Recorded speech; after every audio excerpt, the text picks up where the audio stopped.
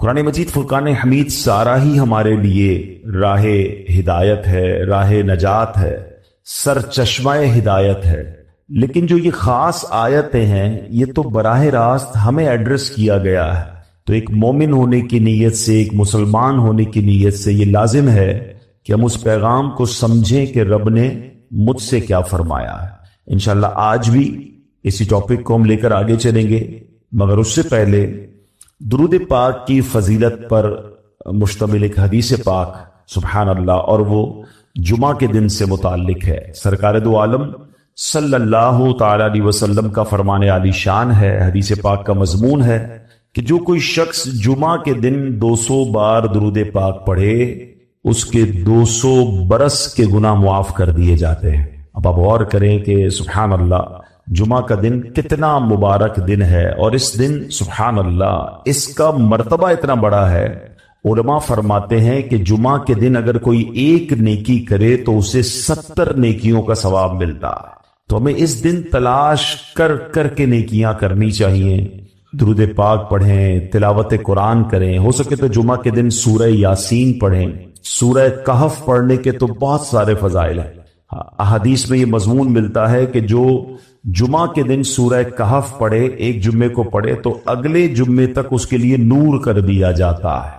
تو تھوڑی دیر لگتی ہے، 12-15 منٹ سورہ کہف کی تلاوت بھی کر لیا کریں، اور سبحان اللہ جمعہ کے دن ہو سکے تو مریض کی عیادت کریں، صدقہ و خیرات کریں، جتنا ہو سکے نیکیاں کریں۔ ہاں ایک بات یاد رکھنی ہے کہ جب جس مقام، جس وقت اور جس یوں سمجھیے کہ جگہ کا شرف اور بزرگی زیادہ ہوتی ہے، یا جس مہینے یا جس دن کی، تو پھر اس دن گناہ کرنا، اس مقام پر گناہ کرنا، اس کی سزا بھی بڑھ جاتی ہے۔ مثال کے طور پہ کوئی باہر روڈ پر گناہ کرے، یقیناً گناہ ہے، مگر مسجد کے اندر آ کر کرے گا تو اس کی پنشمنٹ بڑھ جائے گی نا، کہ اللہ کے گھر میں آ کر بھی گناہ کرنا ہے۔ کوئی عام دن میں گناہ کرے، یقیناً غلط ہے، مگر جمعہ کے دن گناہ کرے گا تو جہاں نیکی 70 گنا، وہاں اس کا گناہ بھی 70 گنا ہو جاتا ہے۔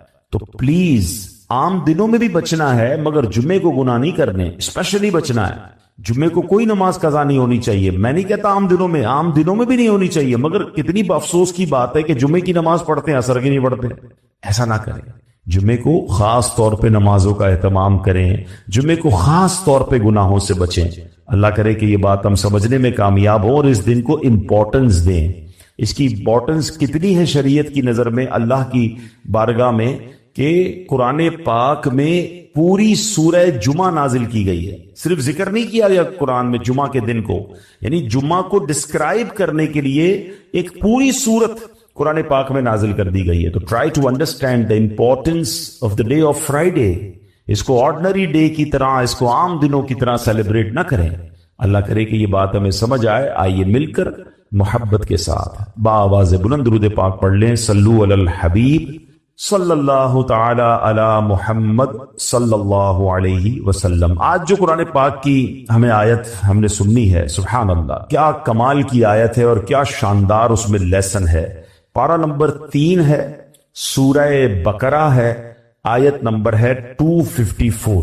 اللہ قرآن مجید میں ارشاد فرماتا ہے، بسم اللہ الرحمن الرحیم، یا ایہا الذین آمنوا انفقوا مما رزقناکم من قبل ان یأتی یوم لا بیع فیہ ولا خلۃ ولا شفاعہ والکافرون هم الظالمون۔ آسان ترجمہ قرآن کنز العرفان، اے ایمان والو ہمارے دیے ہوئے رزق میں سے اللہ کی راہ میں اس دن کے آنے سے پہلے خرچ کر لو جس میں نہ کوئی خرید و فروخت ہوگی اور نہ کافروں کے لیے دوستی اور نہ شفاعت ہوگی، اور کافر ہی ظالم ہیں۔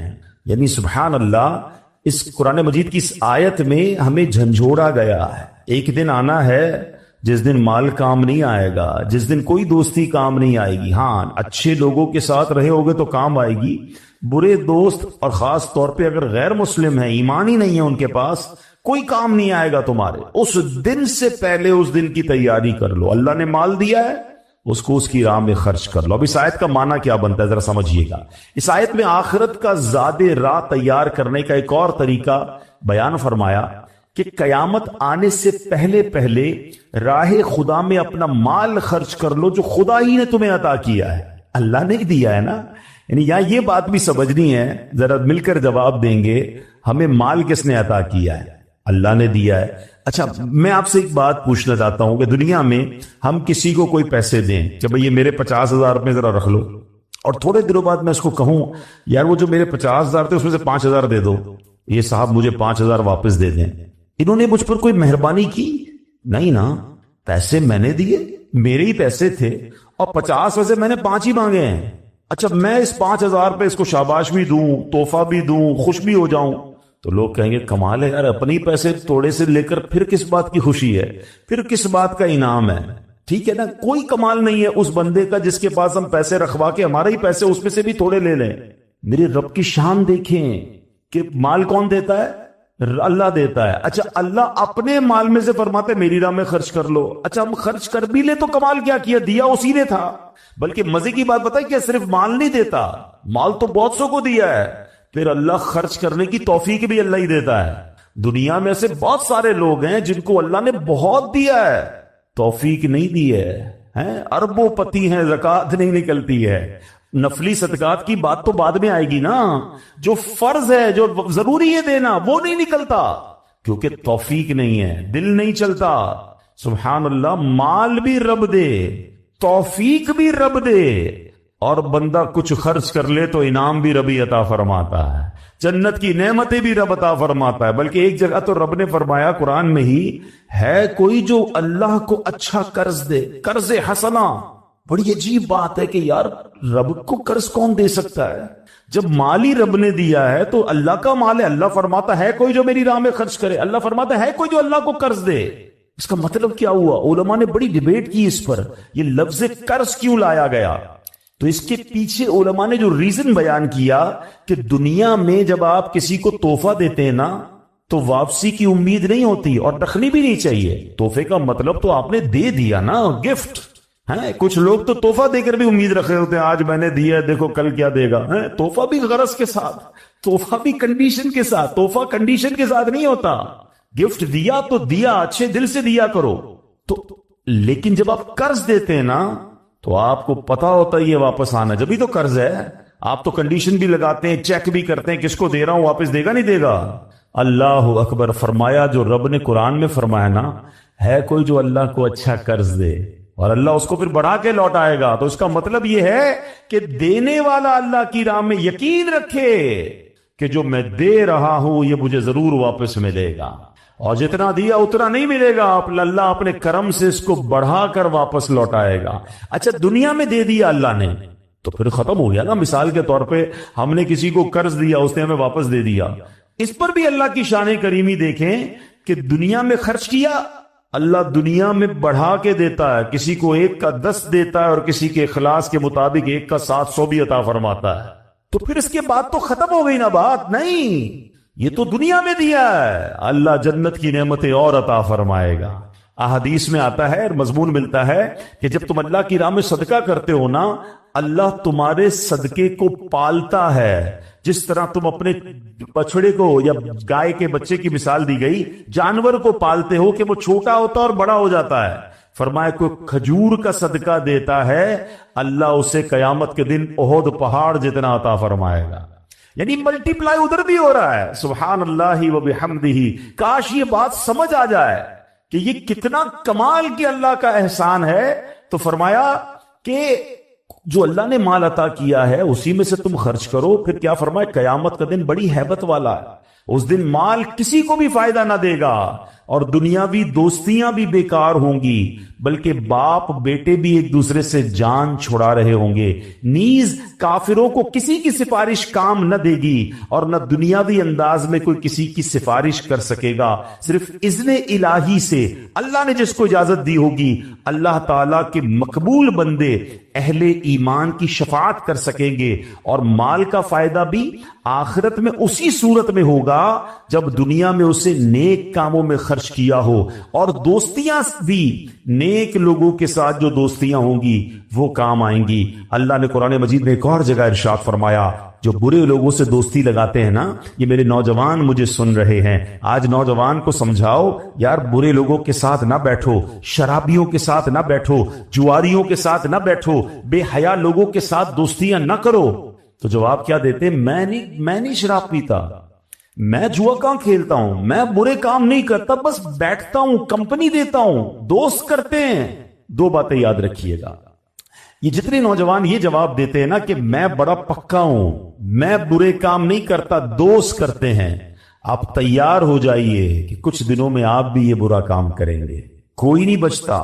چلیں اگر آپ کو میری بات سمجھ نہیں آ رہی، یہ نوجوانوں کو نہیں آتی سمجھ، عموماً بچوں کو سمجھ ہی نہیں آتی کہ ابو پتہ نہیں کیوں روک رہے ہیں، یہ مولانا صاحب کیوں منع کرتے ہیں برے دوستوں میں بیٹھنے کا، میں تو بڑا پکا ہوں۔ اچھا اسی طرح اب ذرا نوجوانوں سے بات کر لوں یا بڑی عمر کے لوگوں سے بات کر لوں، وہ بد عقیدہ لوگوں کے ساتھ بیٹھنا شروع کر دیتے ہیں، جن کا ایمان درست نہیں ہے، جن کا عقیدہ درست نہیں ہے، اللہ کے بارے میں، رسول کے بارے میں، صحابہ کے بارے میں یا اہل بیت کے بارے میں، انہیں کہو یار آپ کے دوستوں میں یہ کیوں ہیں، تو کہتے میں بڑا پکا ہوں، میں ان کے عقیدے کی طرف نہیں جاتا ہوں، میں تو ذرا اپنی بات کرتا ہوں لیکن بیٹھتا ہوں ان کے ساتھ۔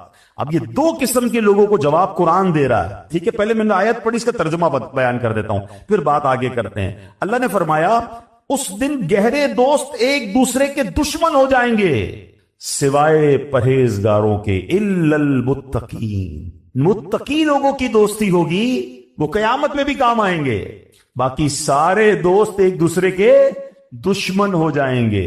ایک بات تو یہ سمجھ لو، ایسے دوست کا کیا فائدہ جو قیامت کے دن کام ہی نہ آئے بلکہ میرے لیے مار پڑنے کا سبب بن جائے۔ اب آتے ہیں دوسری بات کی طرف، جو لوگ کہتے ہیں میں بڑا پکا ہوں، میں نہیں جاؤں گا اس کی طرف۔ چلیں اب ایک چھوٹا سا میں سروے آپ سب کے ساتھ کر لیتا ہوں۔ کسی بھی چور، کسی بھی ڈاکو، کسی بھی جواری، کسی بھی شرابی، کسی بھی ہیروئنچی، غلط کام کرنے والے سے کبھی بھی زندگی میں ملاقات ہو جائے، اس کو صرف ایک سوال کیجئے گا، جواب آپ خود ہی دے دیں گے ابھی مجھے، ٹھیک ہے؟ لیکن چلے آپ سوال کیجئے گا، آپ کو یہ عادت کہاں سے ملی؟ بتائیے سارے لوگ کیا جواب دیں گے؟ جواب آپ کو پتا ہے کہ کہاں سے ملی؟ کوئی ایک نہیں کہے گا جناب کہ یہ جو شراب کی عادت پڑی ہے نا یہ ابو نے مجھے لگائی ہے، یا امی نے برتھ ڈے والے دن مجھے یہ پسٹل لا کے دی تھی کہ بیٹا آج تیری برتھ ڈے ہے، یہ پسٹل لے اور آج سے چوری شروع کر دے۔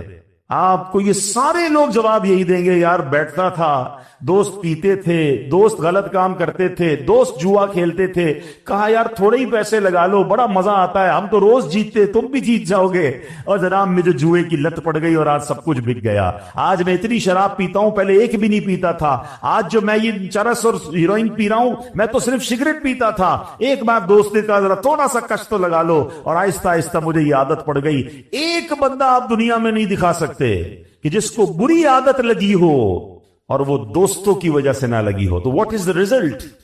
سیدھا سیدھا فارمولا ہے نا کہ برا دوست ہی دوست کو خراب کرتا ہے۔ اور سبحان اللہ، اب ذرا تھوڑا سا ایک اور سروے کر لیتے ہیں، آپ ہی کا سروے کر لیتے ہیں۔ اس میں 100% جواب نہیں آئے گا، اس پہ 70-80% جواب آئے، کیونکہ اس پہ ماشاءاللہ ماں باپ کا کردار بھی ہوتا ہے، لیکن 70-80% آپ میں سے اگر میں کسی سے پوچھوں یار آپ کی نماز کی عادت کیسے بن گئی، آپ کی ماشاءاللہ تلاوت کی عادت کیسے بن گئی، آپ نے چہرے پہ سنت کیسے سجا لی ہے، آپ اچھی محفلوں میں کیوں جانے لگ گئے ہیں، آپ کے اندر یہ خوبصورت عادت کہاں ہے، تو آپ میں سے 70% لوگ جواب کیا دیں گے؟ یار ایک اچھا دوست مل گیا تھا، ایک اچھا رہنما مل گیا تھا جس نے بڑے پیار سے مجھے دعوت دی تھی، یا کسی عالم دین سے ملاقات ہو گئی تھی، ایک اچھی صحبت ملی تھی جس نے مجھے یہ عادت ڈال دی۔ تو سبحان اللہ، فارمولا آپ کے سامنے ہے کہ صحبت صالح ترا صالح تنن، اچھے کی صحبت تجھے اچھا بنا دے گی، اور برے کی صحبت طالح ترا طالح کنن، تجھے برے کی صحبت برا بنا دے گی۔ یہ مانتے نہیں ہیں لوگ، نہ نوجوان آج کا مان رہا ہے نہ بچے مان رہے ہیں، کہتے نہیں ہم بڑے پکے ہیں۔ آپ کو امپیکٹ ضرور آئے گا۔ یہ جو محاورہ ہے نا، یہ محاورہ صرف محاورہ نہیں، حقیقت ہے۔ خربوزے کو دیکھ کر خربوزہ رنگ پکڑے گا، یہ دنیا کا دستور ہے۔ اچھا تھوڑی دیر کے لیے چلے میں آپ کو ایک اور لاجیکلی ایگزامپل سے، ماحول کا کتنا اثر ہوتا ہے۔ اس وقت آپ سارے وضو کر کے تیار ہو کر ماشاءاللہ اللہ کے گھر میں بیٹھے ہیں، سر پہ ٹوپی لگائی ہوئی ہے، اس وقت آپ میں سے کسی کا حرام کام کرنے کو جی چاہ رہا ہے؟ کوئی بری بات سوچنے کو جی چاہ رہا ہے؟ کوئی بے حیائی کی بات دماغ میں آ رہی ہے؟ کیوں نہیں آ رہی ہے بھائی؟ کیونکہ آپ اچھے ماحول میں بیٹھے ہیں، آپ اچھے انوائرمنٹ میں بیٹھے. انوائرمنٹ اثر ڈالتا ہے, صحبت اثر ڈالتی ہے. اس وقت اللہ رسول کی بات سننے کو جی چاہ رہا ہے, یہی سے اٹھ کر کسی ڈانس کلب میں چلے جائیں, کسی میوزیکل پروگرام میں چلے جائیں, بے حیائی کے پروگرام میں جائیں, تھوڑی دیر تک تو بندہ اسٹک رہے گا, تھوڑی دیر بعد اس کا دماغ بھی الٹا سوچنا شروع کر دے گا. کیوں؟ صحبت اثر ڈالتی ہے, ماحول امپیکٹ ڈالتا ہے. اگر بچنا ہے نا تو ہمیں اچھے ماحول میں ہی رہنا ہوگا, ہمیں اچھے دوستوں میں رہنا ہوگا. ورنہ میں کہوں میں بڑا پکا ہوں, ارے بڑے بڑے اولیاء کہلانے والوں کو شیطان نے پلٹا دیا, میں اور آپ کیا ہیں؟ تو اپنے اوپر اتنا غرور, اتنا جس کو کہتے ہیں نا یقین نہیں ہونا چاہیے. ہمیں ڈرتے رہنا چاہیے. قرآن کہہ رہا ہے نا تو بری دوستیوں سے بچیے, خدارہ بچیے, یہ ایمان لے سکتی ہیں. وہ کہتے ہیں نا برا یار مار سے زیادہ خطرناک ہے. مار فارسی میں کہتے ہیں سانپ کو. یار وہ والا جو برا ہے وہ سانپ سے زیادہ خطرناک ہے. سانپ جان لیتا ہے, برا دوست ایمان لے لیتا ہے. لیکن ہمیں فکر ہی نہیں ہے. کوئی بات نہیں یار, غیر مسلم ہے تو کیا ہوا, ہم تو جاتے. معاذ اللہ مسلمان کہلانے والے ان کے تہواروں میں جاتے ہیں, ان کے تہواروں میں مٹھائیاں جا رہی ہیں, ان کے گھروں سے مٹھائیاں آ رہی ہیں. کیا جواب دو گے اللہ رسول کو؟ اس سے دوستی لگائیے جس کا صحابہ کرام کے بارے میں عقیدہ ہی درست نہیں ہے, اور ہم اس کے ساتھ کھاتے پیتے ہیں. کیا جواب دیں گے ہم صحابہ کرام کو, نبی پاک کو کیا جواب دیں گے؟ سرکار دو عالم علیہ الصلوۃ والسلام فرماتے ہیں کہ الصحابی کالنجوم, میرے صحابہ ستاروں کی مانند ہیں. فَبِأَيِّهِمْ اِقْتَدَيْتُمْ اِهْتَدَيْتُمْ, میرے صحابہ ستاروں کی مانند ہیں, جس کی بھی پیروی کرو گے تم کامیاب ہو جاؤ گے.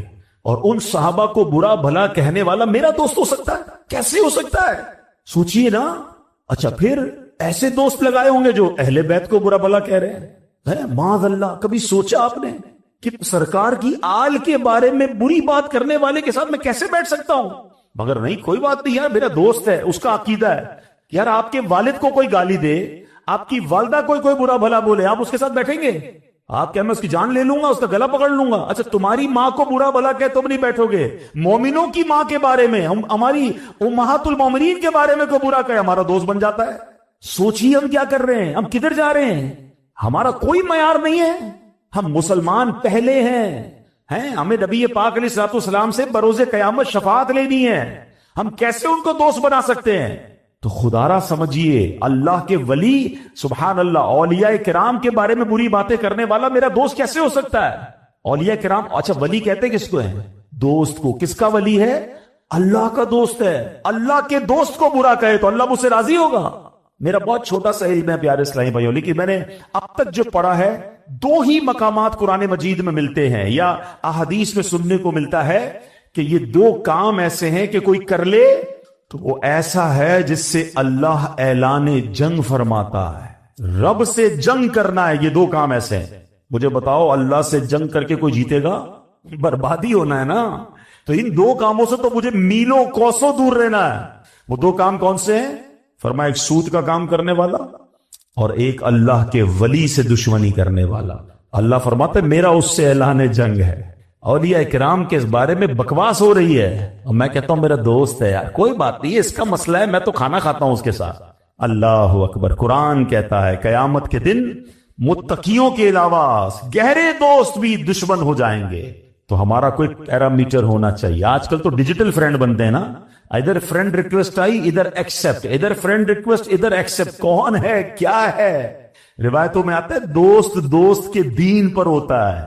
دوست بنانے کا کوئی معیار بناؤ کہ پہلے وہ دوست اللہ کا دوست ہے کہ نہیں, رسول پاک صحابہ اہل بیت کا دوست ہے کہ نہیں, اس کے عقیدے, پھر اس کے بعد اس کے اعمال کیسے ہیں.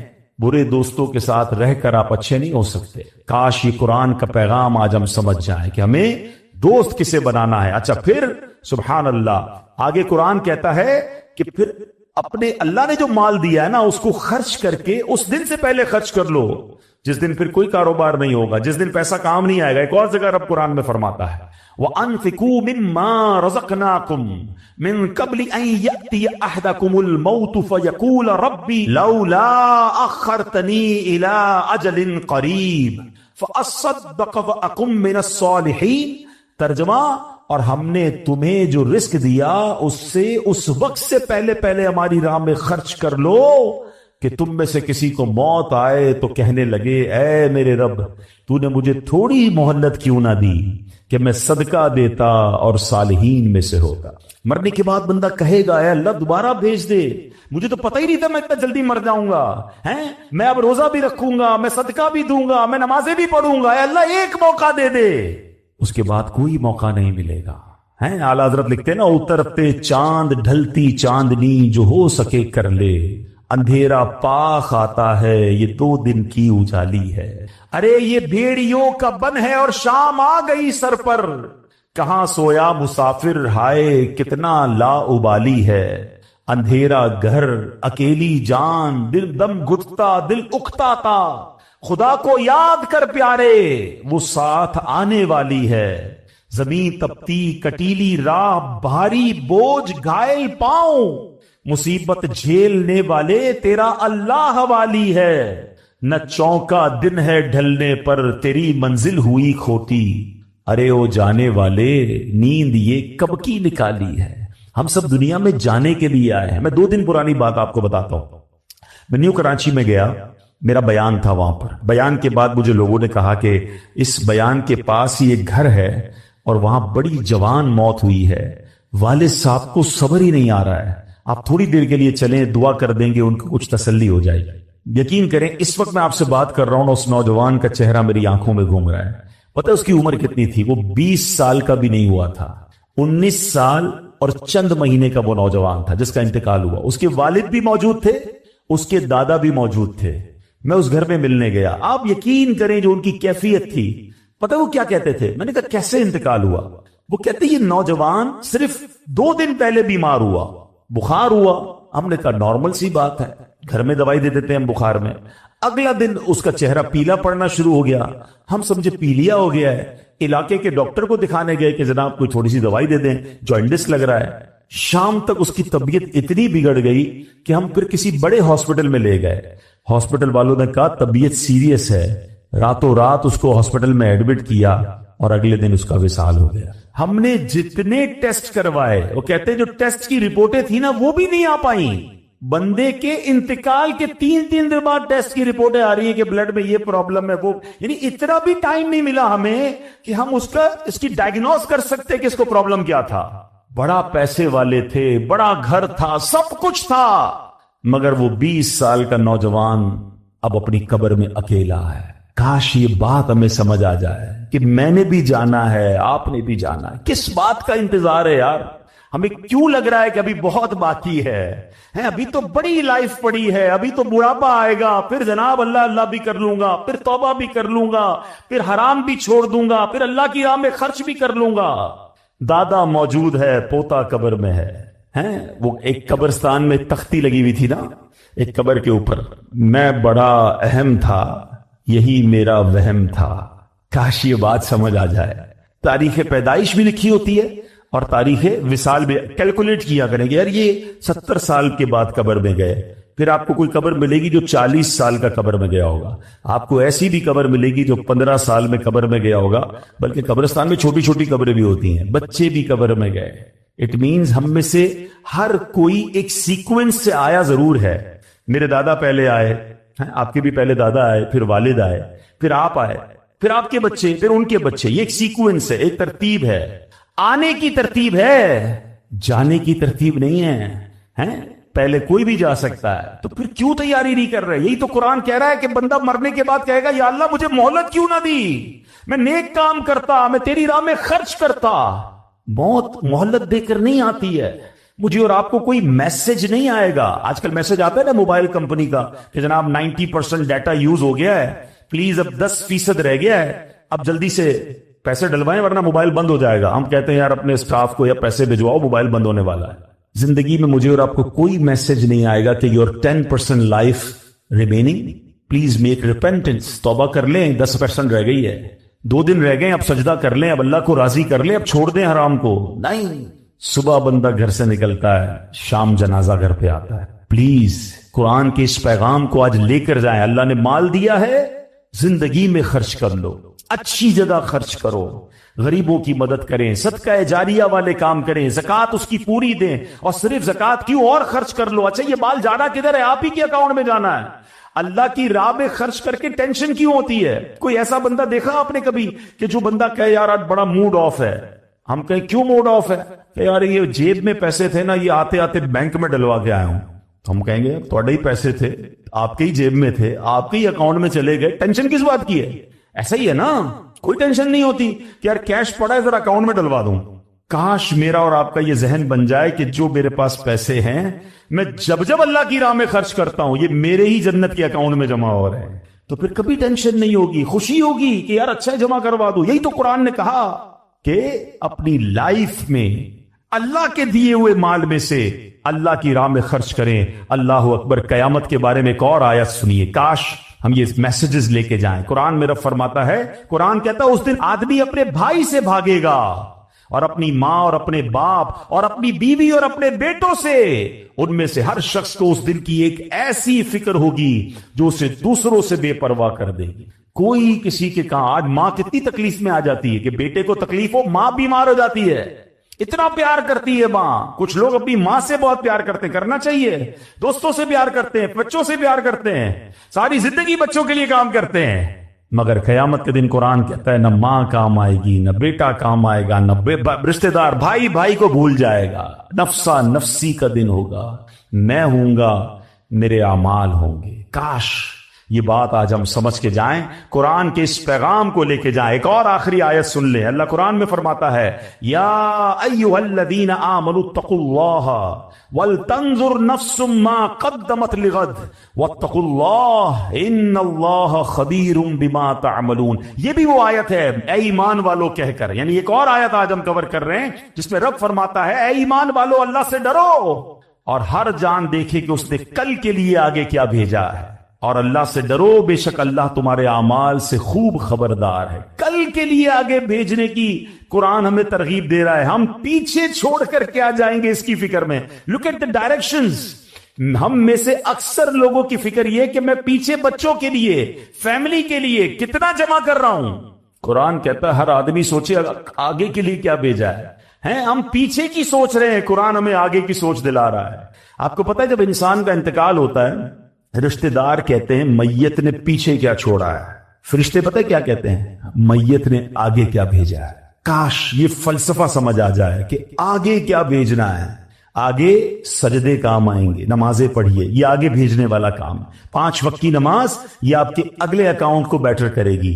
آگے تلاوت قرآن کام آئے گی، ذکر و اذکار کام آئیں گے، لوگوں سے اچھا برتاؤ کام آئے گا، مسلمانوں کی خیر خواہی کام آئے گی، غریبوں کی مدد کام آئے گی، صدقہ جاریہ والے کام آئیں گے، رشتہ داروں سے حسن سلوک کام آئے گا، ماں باپ کی خدمت کام آئے گی۔ جو دھوکہ دے کر، لوٹ کر، ظلم کر کے سب کچھ زندگی گزار رہے ہیں، آپ اگلا گھڑا تیار کر رہے ہیں، اور آگے کب جانا ہے کسی کو نہیں پتا۔ ہم میں سے کوئی آج بھی دنیا سے جا سکتا ہے، ہم کیوں نہیں سوچتے؟ کاش قرآن پاک کا یہ پیغام ہم سمجھ کے جائیں۔ جو آج آیت ہوئی ہے میں اس کا ترجمہ پھر بیان کر کے اپنے بیان کو ختم کرتا ہوں۔ اللہ قرآن میں فرماتا ہے اے ایمان والو، ہمارے دیے ہوئے رزق میں سے اللہ کی راہ میں اس دن کے آنے سے پہلے خرچ کر لو جس میں نہ کوئی خرید و فروخت ہوگی، اور نہ کافروں کے لیے دوستی، اور نہ شفاعت ہوگی، اور کافر ہی ظالم ہیں۔ تو کاش یہ 2 پیغام اس آیت سے ہم لے جائیں کہ مرنے سے پہلے، ہمیں نہیں پتا کب مریں گے، آج دنیا میں رہ کر آخرت کے لیے کچھ ایسا سامان کر لیں، کچھ ایسا خرچ کر جائیں جو ہمارے لیے خزانہ آخرت کے لیے جمع ہو جائے، اور اچھوں سے دوستی کریں۔ ہم رسولوں پر ایمان لائے ہیں، ہم نے رسولوں کو بھی نہیں دیکھا، ہم نے قرآن پاک نازل ہوتے ہوئے بھی نہیں دیکھا، ہم نے یہ بھی مان لیا یہ قرآن آسمانی کتاب ہے، اللہ کی کتاب ہے۔ قیامت دیکھی نہیں، اس پر ایمان ہے، دوزخ دیکھی نہیں، جنت دیکھی نہیں، اتنی ساری غیب کی چیزوں پر ایمان ہے، اور انسٹنٹلی فوری طور پر جو رزلٹ آتا ہے وہ فوراً کرتے ہیں۔ جو نبی پاک کے سچے وعدے ہیں اس پر بعض اوقات عمل نہیں کرتے۔ ڈاکٹر کہتے کہ جناب اب تم نے چکناٹ کھانی ہے، یا اب تم نے کوئی میٹھی چیز کھانی ہے تو تمہارے ہارٹ کو پرابلم ہو جائے گا، نظر اندر نہیں آ رہا ہمیں، چونکہ ڈاکٹر کہہ رہا ہے تو مان جاتے ہیں۔ حالانکہ میٹھا کھانا حلال، چکنائی والی چیز کھانا حلال، جائز اگر ہے تو حلال ہے، ہم حلال کھانوں سے رک جاتے ہیں اس لیے کہ ڈاکٹر کہہ رہا ہے، اور حرام چیزوں سے نہیں رکتے حالانکہ نبی پاک فرما رہے ہیں۔ سوچ کا ڈفرنس دیکھیں، ہم یہ سوچتے ہیں کہ ہارٹ اٹیک نہ ہو جائے، مگر یہ نہیں سوچتے کہ ایمان پر اٹیک نہ ہو جائے۔ ہم یہ سوچتے ہیں کہ تھوڑی سی محنت کرتا ہوں تو پیسے مل جاتے ہیں، ہم یہ کیوں نہیں سوچتے کہ تھوڑی سی محنت کروں تو جنت مل سکتی ہے۔ یہ کسی کو درود پاک کوئی دیکھ لینا، جتنے درود پڑھے اتنی رحمتیں ہیں، کتنا پڑھنا چاہیے تھا؟ ذرا مل کر کہیے سبحان اللہ، الحمدللہ،